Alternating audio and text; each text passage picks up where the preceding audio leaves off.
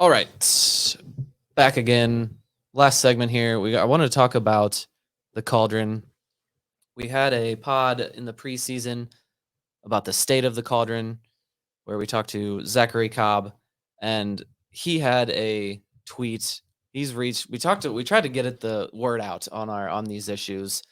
Not that I thought a revolution was going to be sparked, but no, the same problems are still there. And uh, Zach made a tweet thread last night, kind of calling out the leadership, which has been silent among fans, being wildly upset. You at some point the voice of the fan group needs to tell the club that this is unacceptable. We've talked about the lack of life and vibrance and fan engagement for the last couple years, the lack of anything new, lack of youth in there. So there are a lot of issues with the Cauldron. I was there last night, and it was genuinely the saddest I have ever seen it. I think a lot of people in the Cauldron have a feel a sense of like personal responsibility to be the fans that don't give up on the team.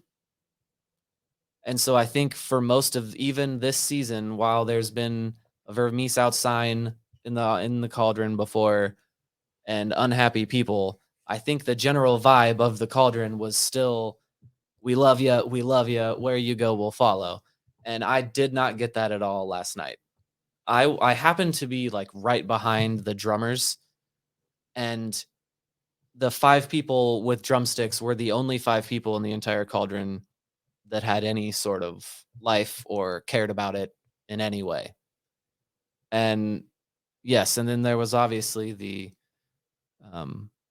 chant that begun, and then one of the one guy in particular is getting dragged pretty hard for taking offense to this chant, and he made an effort to run over there. It looked like some stuff was going to start, and it was just all of this combined was truly just a new low point for me, for the club, for the Cauldron, and it really brought me down. I will never forget the first time I ever sat in the Cauldron, and everything that was going on last night, the silence, just zero life from anyone. It just really put a lot into perspective of where we're at right now. Well, even on the broadcast, Lloyd Sam is his name. I looked it up. It is not Sam Lloyd. I don't know. 2 first names. It's very confusing. But he even was talking about how the supporters had no energy, no life. And he's said, like, as a player, you need that. You need to hear them get loud. It will help encourage you. It will help move you forward. And it's lifeless, and I've seen a lot of the debates on Cauldron Facebook and on Cauldron Twitter, and I don't go to Reddit because it's the most toxic place on earth. But, it's a tough balancing act where you want to support the players, but you want to express your displeasure to the club. And so there's a lot of talks of, what does that look like? Is it a walkout? Is it just being silent? And the reality is, in an effort to send a message to ownership, it is going to negatively affect the players. But as long as it doesn't get extremely toxic, I think you have to do whatever you have to do. Being a supporter of the club means doing what's right for the club, supporting the long-term That's health the of the dilemma, club. right? It's like, where does the line come where you're not supporting the team or you're a bad fan for being fed up with them versus you love the team so much that you can't let this continue to happen to your club? What's the line between being rational and being reactive? You've got to have reasons that you feel the way you do. You just can't go off. Well, yeah, but it was sad, lifeless, and very hostile. The loudest anyone got was to chant Vermes Out, or to yell at the guy that was the drunk guy crawling over fans, who is apparently, we're talking about the Cauldron leadership. This guy is apparently in the Cauldron leadership, which is not a good sign. Well, and we've had people in the comments on our site talk about they hope that we keep losing because it will force Vermes out. And you're not wrong. That's definitely an opinion. And you're not wrong for thinking that. I can't bring myself to ever root for us to lose games. Yeah. I want to win no matter what. But I understand why people feel that way. You're not wrong for feeling that way. Again, I'm a Tottenham fan. That there's been a lot of really toxic abuse spewed at the players because Tottenham's also having a not great season, and they booed a player off the pitch, embarrassingly so. And he was sitting on the bench crying, essentially trying to hide from the fans because it was so negative. Players have been deleting social media because of how much abuse they're getting from their own fans. And, guys can play poorly and they deserve some stick for it. But as long as, the Cauldron and the fans don't get that toxic, if you want to be silent, be silent. If you don't want to buy merch, don't buy merch. Like I'm still going to games. I paid for season tickets. They already have my money. So there's no sort of like fan protest that I can have short of I'm not spending money on merch. I'm not spending money on concessions because that's the only way that I can to tell the ownership that I'm finding this product to be unacceptable. Speaking of Tottenham, how about that game today? You're an asshole. I was gonna not swear on this podcast. If you notice, I made it this entire time without cursing, and you're an asshole. No, I just wanted to say because like I was saying, I was down. It was last night was rough for my soccer fandom, and then I woke up and watched Man City go top of the table, and then was reminded of why football is life from the Liverpool Tottenham game. 2 goals scored in stoppage time. I was just like, oh yeah, that's why I follow this sport. That's why I do it to myself. Spoiler alert. And I thought, man, am I glad I'm not a Tottenham fan. That must suck to be a Tottenham fan right now. I hope you stub your toe. Okay, so Thad, do you have anything on what are your feelings on the Cauldron? Do you have a take you want to give on that? I guess my thing I would like to say, because you don't look ready, I'm sorry. I would just like to say, if you have ideas and if you agree that there is an issue there, I imagine, at least this is the way it always was, I imagine those in charge would tell you, then do it. Then come do all of these things you want to do. If you have ideas, come to the Cauldron. If you want to help with the drums, come do it. I think you would be encouraged.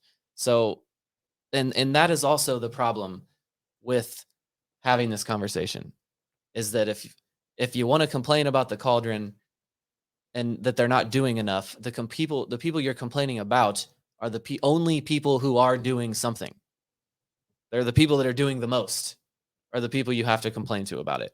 So if you're one of these people that is angry about the way things are going, go get involved, send them a message, go help with the TIFO, go put your face there, and then you can get elected to the leadership of it and actually make things change. So if you want fan culture to come back in KC, go do it. Okay. There's a lot of things there I need to say now, but you, a sporting Kansas City fan, making fun of Tottenham, which is in 6th place in the EPL, the biggest and best league in the world. Oh, did you get the irony there?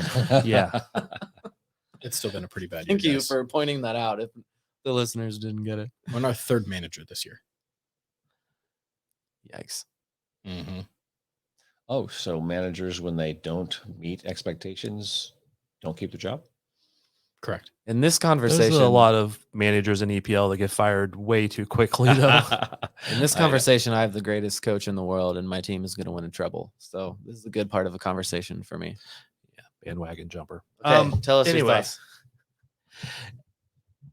I find it difficult to criticize the Cauldron for not joining in a Vermes Out thing, because you and I have been hesitant to say Vermes Out for a long time. And most people on this pod have been hesitant to say it. We may have thought that it needed to happen or it was coming or any of this type of stuff, but we've been very hesitant to say it. I don't blame the Cauldron for not having an organized Vermes Out chant or something else for doing that. It's like a turning point where you have to completely commit. And if that's 50-50 Cauldron membership or people standing in the Cauldron want Vermes out versus don't want to go that direction. Now whichever direction you go, Well, you alienate one or the other I'm group. not. Yeah. If that's what it sounded like, I wasn't asking Well, that they lead a chant like that, or that they should No, have been but- involved, or that was a problem. I'm not saying that you're saying that, but I think a lot of people think that, right? Uh, and we love Zach Cobb, and he called out the Cauldron leadership for needing to be more vocal. And I Yeah. agree that they could be more vocal about, something, but They have to say something. But again, what that is, because there's a really wide spectrum of what that is, and I don't know what the right answer for any of that is. I don't know. Type out a note on your phone and post it on Twitter that says, "We're not happy. We don't like the way things are going." Like, literally, it can say that little. Like, it can say nothing, but like do something that the official ultras of the club are saying this ain't right. Do you think the Cauldron has enough cachet to say, hey, we'd like to have a sit down with Jake Reed or whoever is best to sit down with and voice our complaints? Do you think they have enough cachet to get that? Yeah. I mean, that seems like, yes, of course they do. But if they don't, then that's also part of the problem of what's going on here. They used to. Yeah. I don't know that they still do. And again, I'm not trying to criticize anybody specifically. I just don't know that relationship has been kept up the same way or been as passionate or as in force. Right. And that's probably a little bit at fault on both sides. Probably. I try to stay out of the Cauldron business, quite honestly, because I try to be objective about how I report things. I'm a fan also, but I try to stay out of their business too much. But just from the outside looking in, they have been less passionate, less everything for a while now, and I don't blame that on Vermes. It is a shell of its former self, and it's very sad. But also, if you're a group looking to exert influence over the organization, simply writing out a note and saying like, we're not happy isn't enough, right? I agree. Because nothing will change until there's actual, it has to actually hurt the club for them to want to make a difference. And so, people have been talking about like a boycott, like let's just not go to games. Well, or like let's stand up and leave. A month ago, I couldn't have imagined that it would like get there, but like shit, yeah, we're a few games away here of no more goals and nothing positive, that it's like shit, yeah, like the team has let us down entirely, and a boycott might entirely make sense. Do you think the leadership of the team doesn't know that there's a problem? I mean, they absolutely do. I think they do. So, and then I'm not saying you can't do these other things to make your voice heard, but if you're doing it, what is the goal? What is the end result of this action that you take? Is it to make sure the ownership knows that you're pissed off? Well, I think they know. I think it's to shorten the leash, right? We talked about how Vermes has this long leash. If fans stop coming, if they stop selling tickets, if they stop selling concessions, if they stop selling merch, that leash gets a lot shorter. Because at the end of the day, it's still a business. And so when the team stops making money and they lose all support, you almost force their hand into action. And I think then a lot of people would come back. Like, we're not coming to games till Vermes gets let go. And then we'll give the new manager that bounce. Like, we appoint Benny and everybody's like, okay, we loved Benny. Let's see if anything gets better. And we can at least see it out through the end of the year. So I think that's the benefit is the more pressure you put on the ownership group to make a change, the sooner you get your change, rather than them letting everybody shows up. If nothing changes with how the fans interact with the club, they can be like, well, we'll just see out the season. Maybe we'll turn it around. And the playoffs are so big that there is time to sneak into a playoff spot. They can, as long as they're mathematically in it, the club can be like, well, the results did get better, So it's just, how much pressure do you want to put on? I think that leash was last year when the results did get better and they almost stuck into the playoffs. Yeah, I'm telling you, 10 games in now is not that. That 10 game stretch to wrap up last season might have put this organization in a hole for the next 5 years. No, he won't last 5 years. Well, I don't even mean even if he doesn't, it's like they still have to fire him now after all of this time and then start to rebuild. And yeah. Okay, quickly educate me here. Is there precedence where a fan show of just, we're not happy has made a difference? Oh, In yeah. in MLS, in the world, yes. Okay. In MLS, I'm not as sure. I mean, they But then have been protests. Then you can argue that it's like, was it because of the fan protest or the team knew something was obviously bad all along? I don't know. The fans can yell and all that, but again, I'm looking at the like if the players, if he loses the locker room is what I'm Right. keeping my eye on. And Right. I hadn't thought the first time the thought even crossed my mind was Last night. last night, which is scary for these next couple of games. That was my other thing that I said before, that you would have to fire him if he lost the locker room. And I thought it was a long way off, and then just seeing the body language last night, I was like, well, Jesus, I don't know. If they could come out next week and respond, and I personally believe they have the talent on the team to be a decent team or a They good do. team. Even I'm not saying there would be MLS Cup winners, but they could be a good team. It's just they're not, and they're not doing it, and that's, you can say tactics, you can say motivation, you can say bad luck, bad injury timing, whatever, but it's just not. And sometimes that has to change. And I will be sad if Vermes is fired. I mean, Oh yeah, me too. I'm not like yeah. his best buddy or anything, because I'm not. I mean, don't go hang out with him. But it's just it would be, because it would be the end of an era that's been successful, that's been, probably my favorite 10 years of, or 10 plus years now of being a fan of Kansas City soccer. But sometimes those have to change. No, very few coaches just retire on top. That's true. Very few. And even the ones you can say they didn't really completely go out on top. Sir Alex Ferguson, I mean, they were on a downhill at that point. They were just still better than most. You either die a hero or live long enough to see yourself become the villain. I've done that a couple times. It's better to rust than to fade away. Neil Young. Okay, Robert had to one up my quote there, but okay. Well, that's why he's more prophetic than you. You still have the hair, though. Okay, you guys work on your top 5 lists. Everyone was teasing their own. So what was work on mine? your top 5 list. I don't know. Oh, but- fights. Oh yeah. Fighters. Training fighters. That was what it was. While making this one, I came up. I want to do another one that's names that make you go. And I also have a hopefully fun trivia game to play with you guys. Oh yes, I'm hearing about this trivia game. You But- won't tell us anything about it. Well, this is a second. I have 2 trivia games, but this one's more player focused. Okay. I just don't think we have time to do it today, and it's too somber to do it. We're today. well over an hour. So today. let's maybe do it midweek. Let's have a fun one midweek. We go when the team is really bad. We go long, and our listens are up too. I don't know. Everyone likes to just sit in our own grief. Top 5 media game goals. I like. I that know what list. my number 1 is. I like that cue list. it, Cody. It was offside. See, I'm doing too many things. Hold on. Filibuster while I get there. Here we go.